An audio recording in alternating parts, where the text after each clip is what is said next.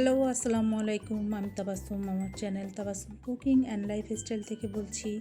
প্রথমে একটি কড়াই গরম করে এখানে দিয়ে দিলাম সয়াবিন তেল।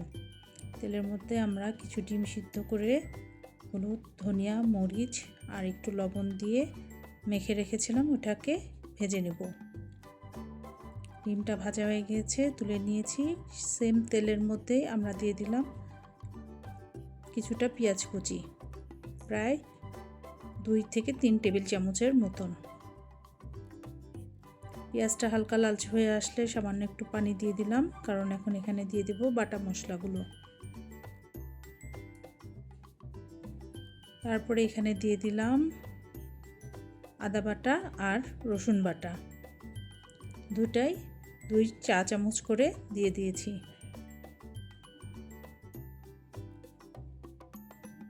তারপরে এখানে দিয়ে দিলাম পরিমাণ মতন লবণ।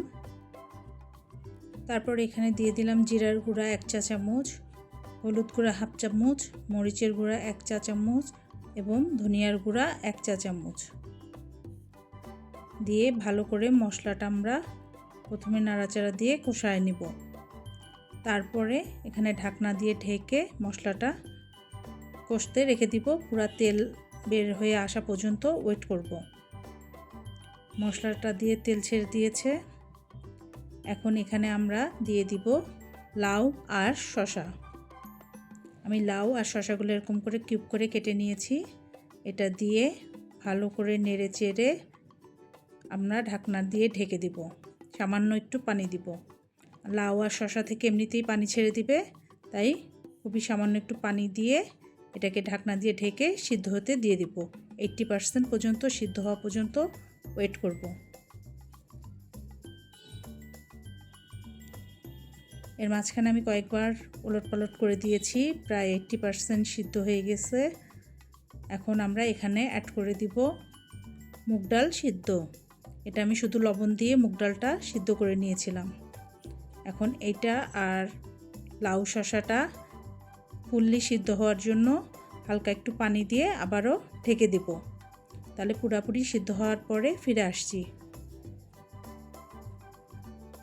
ওদিকে ওটা হতে হতে এদিকে আমরা একটা কড়াইতে তেল দিয়ে এখানে 2 চা চামচের মতন পেঁয়াজ কুচি এবং 1 চা চামচের মতন রসুন কুচি দিয়ে দিলাম। এটাকে আমরা হালকা লালচে করে ভেজে নিব, কারণ আমরা লাউয়ের ডালটাকে বাগার দিব। আর এখানে অ্যাড করে দিলাম 2টা শুকনো মরিচ। আর একদম লালচে হয়ে আসবে যখন, তখন অ্যাড করে দিব এখানে 5 ফোড়ন। এটা হালকা লালচে হয়ে আসছে, এখন এটা আমরা লাউ ডালে অ্যাড করব। এদিকে আমার লাউ ডালটা ফুললি সিদ্ধ হয়ে গিয়েছে। আর দিয়ে দিব এখন এখানে দিয়ে দিব সেই ডিম ভাজাটা, আর দিয়ে দিব সামান্য একটু পানি অ্যাড করে দিলাম। যে যতটুকু ডালটা ঘন বা পাতলা রাখতে চাও সেই অনুসারে লাস্টে পানি অ্যাড করে দিয়ে তারপরে এই যে ডালের ফোড়নটা দিয়ে দিলাম। এখানে দিয়ে ভালো করে নাড়াচাড়া দিয়ে ঢাকনা দিয়ে ঢেকে একদম মিডিয়াম লো আঁচে রেখে দিব 5 মিনিট। 5 মিনিট পরে ফিরে এলাম। আমার রান্নাটা পুরোপুরি কমপ্লিট। এই গরমে এই রেসিপিটা একবার হলেও করে খেয়ে দেখতে পারো। তাহলে আজকের ভিডিওটা এতটুকুই। সবাই সুস্থ থাকবে, ভালো থাকবে, আর আমার সাথে থাকার জন্য আমার চ্যানেলটিকে অবশ্যই সাবস্ক্রাইব করে রাখবে। আল্লাহ হাফেজ।